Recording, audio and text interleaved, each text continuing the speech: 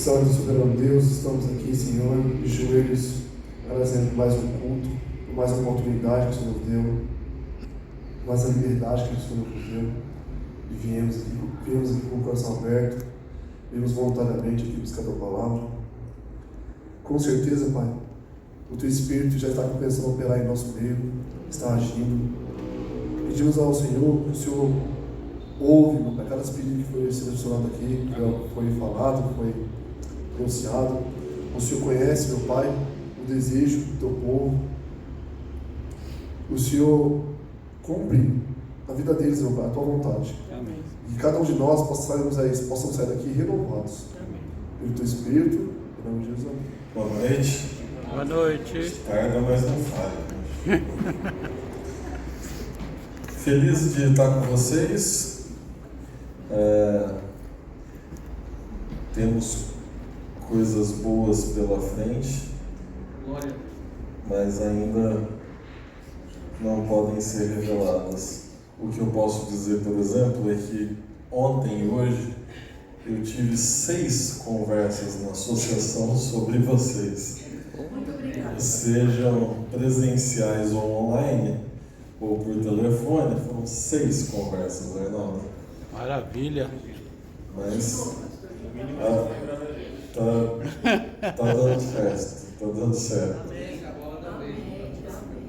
Agora a prudência virou o assunto. Mas está muito graças ao trabalho do Arnaldo da Fátima, que está nos dando essa possibilidade. Obrigado, viu, Arnaldo? Depois a gente vai contar a bênção para a igreja quando estiver completa. Enquanto não está completo, só deixa a gente trabalhar, né? Continua orando. Estamos nessa fase aí. Mas tá bom. E todas as conversas deram certo. Então, Opa! Glória a Deus. as 6 conversas foram positivas. A última agora, à tardezinha, pessoalmente lá na associação, tudo deu certo agora. E vamos para frente. Vou falar um pouquinho sobre como nós podemos ser unidos em Cristo. Então, essa é uma das doutrinas da Igreja Adventista, unidade no corpo de Cristo. E eu gostaria de conversar um pouquinho com vocês sobre isso. Desculpa não usar terno, mas já deve ser a 4ª vez que eu subo essa camisa. Não dá para pôr terno agora de novo, não vai dar. Vou ficar assim mais à vontade, tá? Você fica à vontade também para não usar nesse calor. Então, eu vou buscar primeiro compreender. Então, vamos entender essa frase: unidade no corpo de Cristo. Então, a gente vai definir o que é unidade no fim, em contraste com uma outra expressão muito interessante, que é uniformidade. Então, há aqui uma diferença bem interessante de conceito entre unidade e uniformidade. Depois a gente tem que compreender por que este corpo, que é a igreja, ele é de Cristo. Então, compreenda que há aqui uma supremacia de Cristo. Muitas vezes nós pensamos sobre coisas diferentes. Por exemplo, me diz aí uma coisa que mudou a sua vida em relação à religião. Pensa aí, o que foi aquela chave de mudança na sua vida, quando você conheceu, enfim, e se tornou um religioso? O que mudou? Mas o que foi que fez essa mudança? Foi conhecer o amor de Deus. Então, Jesus é o maior ato de amor de Deus. Então, o que mudou a sua vida foi Jesus. Quando a gente vai lá para 3º João, filhinhos, meu desejo é que vá bem a sua saúde. Sobre quem que João está falando? Ele está falando como se fosse a voz de quem? Do próprio Cristo. A grande chave da experiência religiosa é Cristo. Ele é o centro de tudo. Eu posso dar mais um exemplo aqui rápido. O que distingue a igreja adventista das outras? Diz aí uma distinção entre a igreja adventista e outras. Fala aí qualquer uma. Primeira que vem na sua cabeça. Guarda do sábado. Guarda do sábado. Eu acho Ok. que é o estudo da palavra. Quem é o Senhor do sábado? Jesus. A gente aprendeu a guardar o sábado não é com os mandamentos. Como que nós cristãos aprendemos a guardar o sábado? Olhando para o que Cristo nos ensinou sobre guarda do sábado. Olha que interessante. A guarda do sábado para o cristão não é baseado nas leis de Deuteronômio só. É baseado na experiência prática da vida de Cristo. Você disse? Que a igreja adventista foca em se aprofundar na palavra de Deus, conhecer a palavra. E a palavra testemunha sobre quem? Jesus. Todo o objetivo da Bíblia, tudo que foi escrito na Bíblia foi para que nós compreendêssemos a salvação através de Cristo Jesus. Lá em Gênesis 3,15, quando Deus vai anunciar a salvação para Adão e Eva, quem é o centro desse verso? Quem é aquele que ia de uma vez por todas ferir a cabeça da serpente? O Messias, Jesus. Com isso eu quero dizer para você que existe um risco no mundo em que nós vivemos hoje de se preocupar demais com o que está longe do que é o centro da religião. A gente olha lá para o cisco que está lá longe e esquece de Cristo que está aqui. Vou dar um exemplo prático para você, ver se você compreende o que eu quero te dizer. Digamos que eu esteja com o meu carro fazendo um barulho tremendo na correia dentada, e quem conhece aqui de carro sabe que não se brinca com correia dentada, porque se ela quebrar, quebra o motor e é um custo enorme. E eu vou no mecânico, o mecânico diz assim: fica tranquilo, uns 3 dias, R$2.000 e você sai daqui com o seu carro novo, sem barulho, sem problema. Eu digo: não, muito caro. Mas o seu carro está parecendo um carro velho, fazendo esse barulho. Você está correndo risco. Carro velho, vou resolver o problema do meu carro. Vou no lava rápido da esquina, que com 40 conto deixa o carro brilhando, parece novo. Eu vou lá e lavo o carro. Eu digo que em vez de gastar R$2.000, eu gasto 40. E aí eu olho para o meu carro, ele está cheiroso, ele está brilhando, ele está lindo. E eu digo: meu carro está novo. Meu carro está novo? Mas parece novo. Ele de longe é novo. Está limpo, não tem risco. Está maravilhoso. A gente não pode levar o cristianismo dessa forma.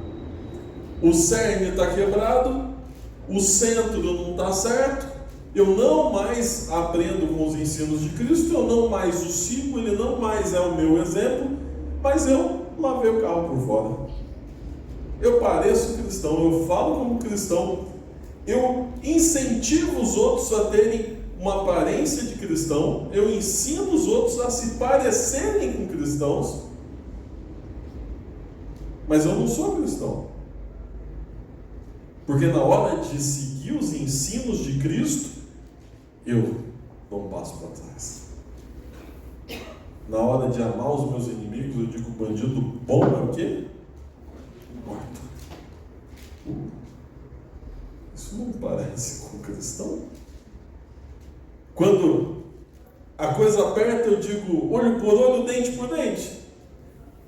Quando Cristo diz: no passado era assim, mas eu vos digo, faça o próximo o que você quer que seja feito para você mesmo. E aí você diz: como? Como praticar isso? Ah, não! É realmente muito difícil ser cristão de verdade. É mais fácil passar no lava rápido. É mais barato. Os outros enxergam, porque a correia dentada ninguém vê, nem eu vejo. Tem um parafuso lá, um negócio aqui em cima. Você não vê. Então, se ninguém vê, deixa quieto. Há uma um apelo, uma relevância para compreender de novo quem é Cristo. Colossenses capítulo 1, verso 16 a 18. Esse certamente é um dos versos mais completos, importantes e maravilhosos acerca de Cristo, sobre quem Ele é e sobre a prevalência dele sobre todas as coisas. Se você achou aí, diz amém. Pois nele, em Jesus, foram criadas todas as coisas. Então Jesus é o Criador, Ele é o que fez todas as coisas, tanto nos céus e sobre a terra, tanto as visíveis e as invisíveis, sejam tronos, sejam soberanias, quer principados, quer potestades. Tudo foi criado por meio dele, e não foi criado só por ele, mas foi criado para ele. Ele é o objetivo de você estar vivo, de você ter sido criado. Ele é antes de todas as coisas, e nele tudo subsiste. Qual é a origem do universo? O universo surge em Cristo. Por que eu ainda estou vivo? Porque Ele me mantém assim. Cristo. Glória a Deus. Eu vivo através dele. Aleluia. Porque Ele me dá a vida. Finalmente o verso 18 diz: e Ele é a cabeça do corpo da igreja. Ele é o princípio, o primogênito de entre os mortos, para em todas as coisas ter a primazia. O texto bíblico me deixa claríssimo, eu não precisava ter nem argumentado nada, mas é que algumas palavras meio diferentes, né? Mas o que é primazia? É colocar em primeiro lugar, é ser o centro, é ser o que é de mais importante. O que é mais importante na igreja do que tudo? O que? Jesus. Ele é o cabeça, é Ele que dá a direção, é Ele que nos ensina a viver em sociedade, é Ele que nos ensina o que é salvação, é Ele que nos ensina quais são as prioridades da nossa vida. Ele tem a primazia, bem parecido com o que Paulo escreve, não sei quem se inspirou em quem, ou simplesmente todos são inspirados pelo Espírito, mas João, no capítulo 1, versos 1 a 4, uma das descrições sobre Cristo mais caracterizadas pela divindade, no reconhecimento da divindade em Cristo. João, no capítulo 1, verso 1, está com a sua Bíblia aí aberta? Vocês estão só pegando a colinha no telão, né? Abre a Bíblia aí para manter acordado. João capítulo 1, verso 1, no princípio era o verbo, e o verbo estava com Deus, e o verbo era Deus. Quem é o verbo? Jesus. Então, o verbo estava com Deus. Não só estava, mas ele é Deus. Jesus é Deus. Ele estava no princípio. Todas as coisas foram feitas por ele, por intermédio dele, e sem ele nada do que foi feito se fez. A vida estava nele, e a vida era a luz dos homens. Jesus é Deus completamente. É Ele o nosso Criador, e é Ele o nosso mantenedor, e é Ele o nosso Salvador. Ele é a chave para a nossa existência, e Ele é a chave para a nossa redenção, para nos dar vida de novo. Qual então deve ser a grande distinção da Igreja Adventista do Sétimo Dia? Crer em Cristo. Se eu creio em Cristo, eu o espero. Por isso o nome Adventista. Quem que você está aguardando voltar? Cristo. E Ele é o Senhor do sábado, do sétimo dia. Sétimo dia, memorial do quê? Criação. Quem é o Criador? Por meio de quem tudo foi feito? Cristo.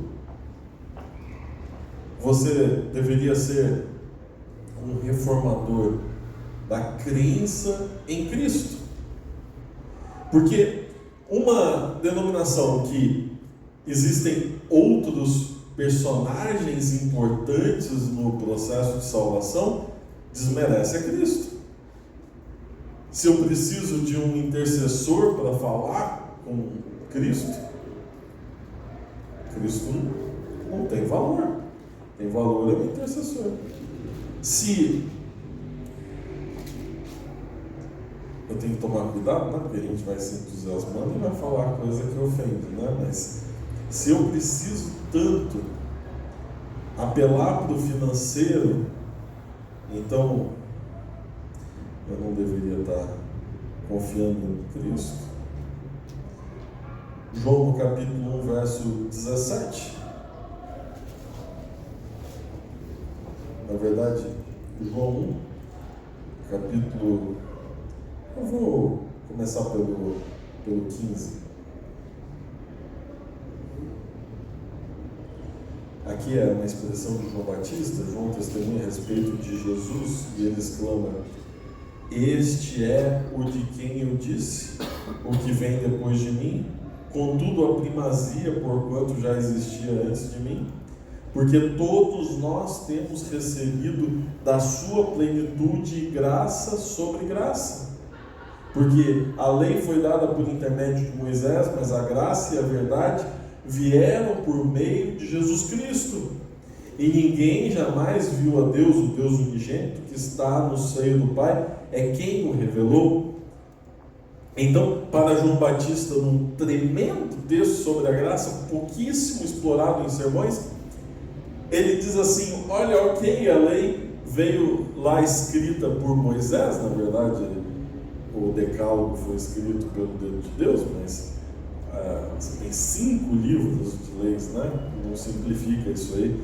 Então, Moisés escreveu as leis, e as leis estamparam o nosso pecado. Mas quem trouxe solução para o pecado? Então, é Jesus Cristo, através de graça sobre graça. Você aprendeu na escola que uma das maneiras de você ter um número enorme é você multiplicar por multiplicar, né? E aí você vai tendo assim um crescimento exponencial. Então, graça sobre graça, ou seja, graça infinita, perdão para todo aquele que precisa, para todo o pecador. Então, veja, em Cristo há criação, manutenção e salvação através da graça. Se você se sente pecador, em Cristo você vai encontrar solução. Se você se sente fraco em Cristo, que você vai encontrar força, vitória. Se você precisa de auxílio, é Ele que você vai orar. Se você sente que o seu caminho anda errático, tortuoso, confuso, nos ensinos de Cristo que você vai encontrar qual é o caminho certo.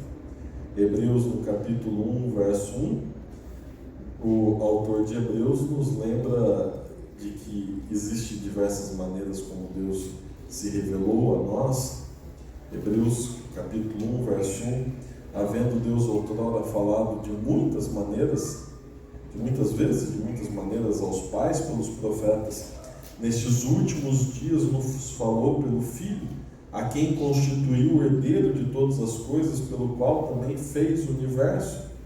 E Ele, que é o resplendor da glória e a expressão exata do seu ser, sustentando todas as coisas pela palavra do seu poder, depois de ter feito a purificação dos pecados, assentou-se à direita da majestade nas alturas.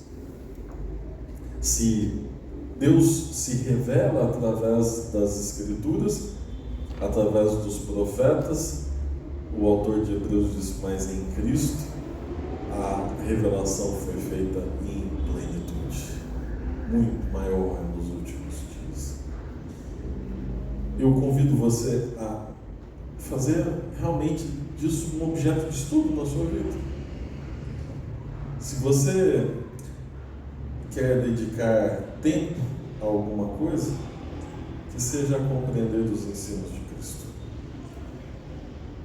Se você gostaria de ter uma religião mais profunda, que você possa compreender mais sobre o que Cristo está fazendo por você hoje. porque tudo o resto se esclarece. Então, para mim, o segredo de termos uma igreja unida, de termos uma comunidade de pessoas que se entendem melhor, é simplesmente porque Cristo é o centro dessa comunidade. É porque Ele é o objeto em comum do nosso estudo. Deixa eu te falar um pouquinho então do conceito. Antigamente a gente abria o dicionário, certo? Para descobrir as expressões, o que elas significavam. E tinha um dicionário impresso, grandão, né? Bonito. Meu pai tem uma biblioteca em casa, eu tenho uma biblioteca em casa, mas abria lá o dicionário. Depois a gente consultava o dicionário online, né? Agora a gente pergunta para a inteligência artificial e ela responde, sabe? Então, segundo a inteligência artificial,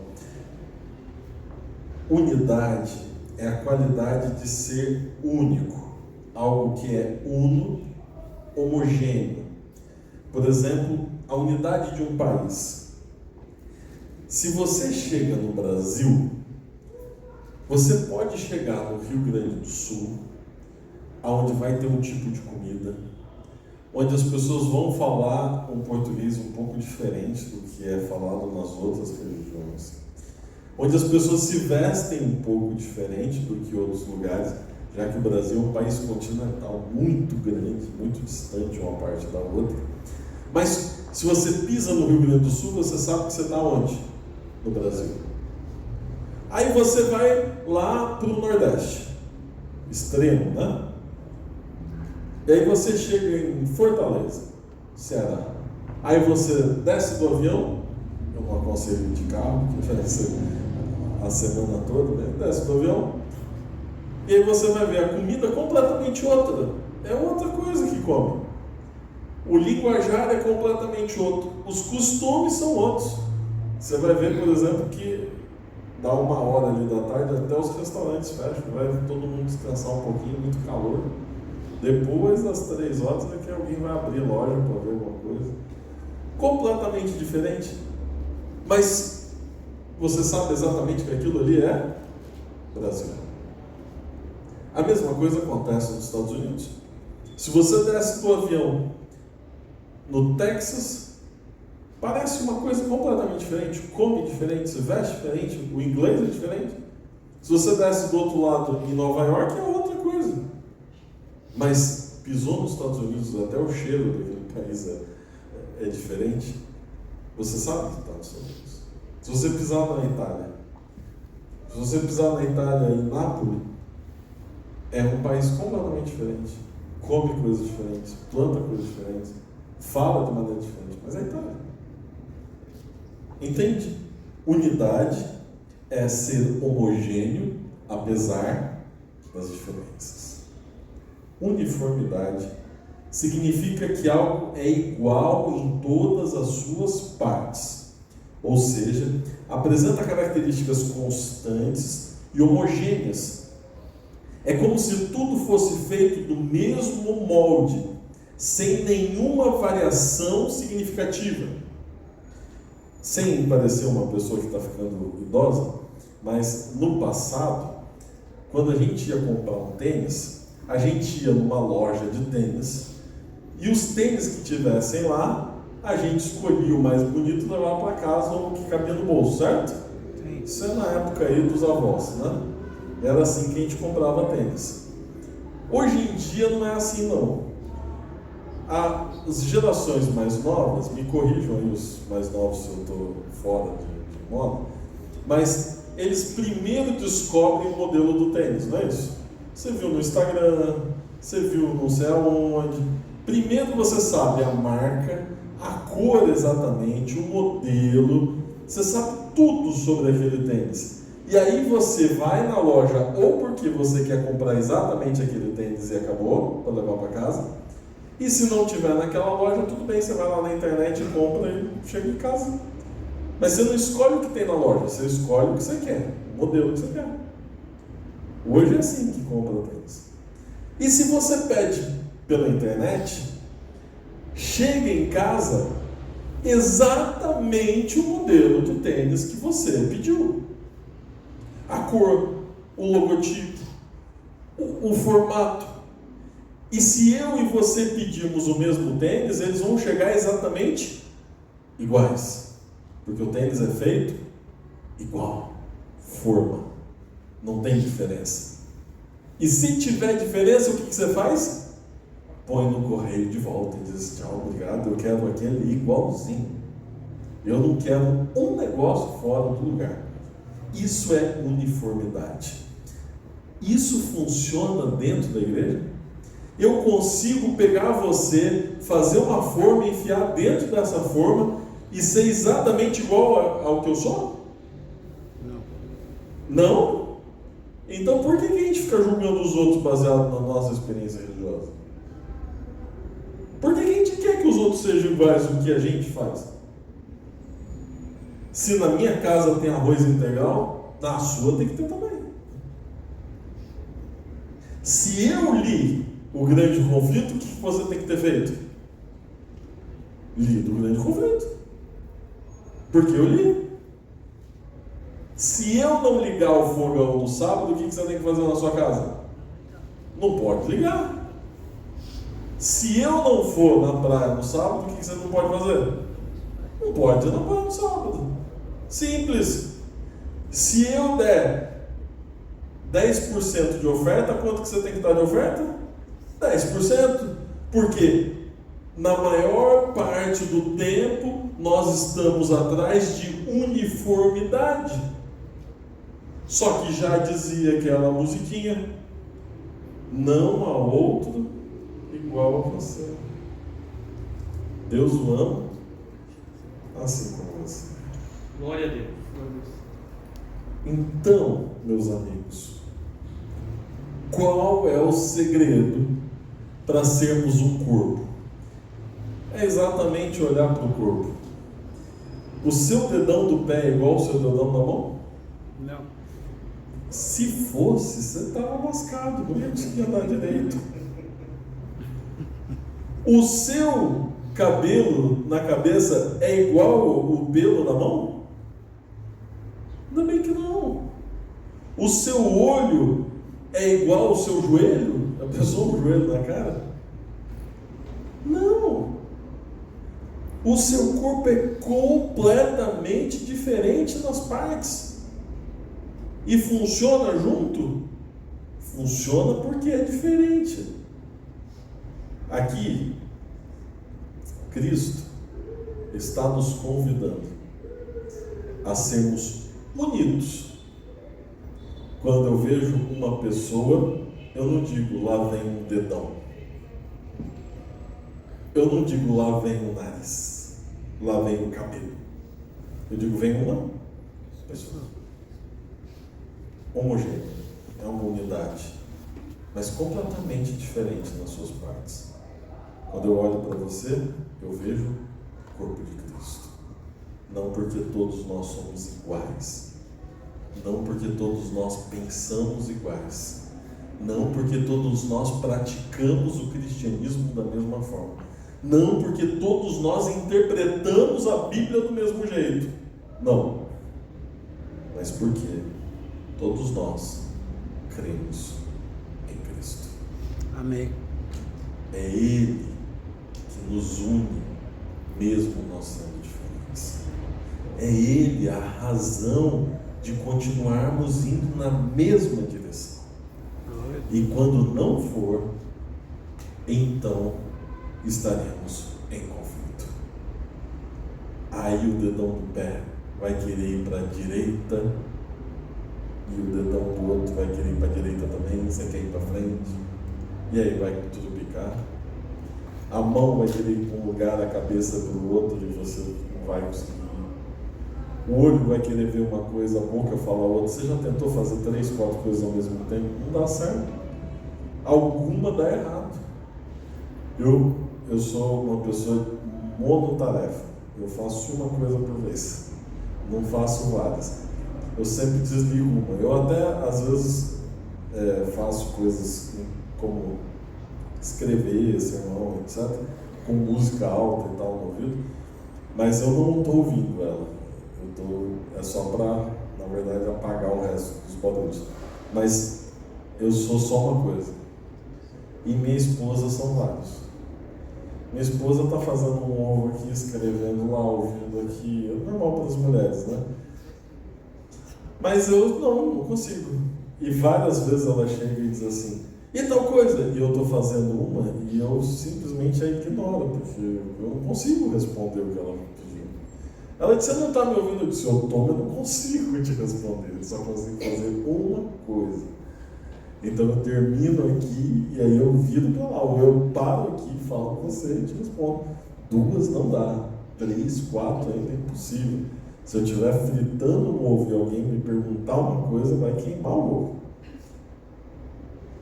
Então, não adianta a gente querer cada um fazer uma coisa para um lado. Não adianta a gente querer reinventar a roda. Cristianismo, de verdade, é apenas seguir a Cristo. Amém. O dia que nós encontrarmos a unidade na diferença, aí seremos felizes e eficazes, porque um vai complementar o outro na tarefa de compartilhar o Evangelho. Que Deus abençoe você. Glória a Que o Deus. restante da semana seja transformador na sua vida. Convido você para ficar em pé para nós orarmos a Deus. Senhor Pai que estás nos céus, obrigado, Senhor, porque aqui nós tivemos um encontro com a Tua Palavra. Descobrimos que o Teu nome, descobrimos que o Teu ministério, a Tua ação por nós, é o centro da nossa salvação, da nossa missão, da nossa existência como uma comunidade.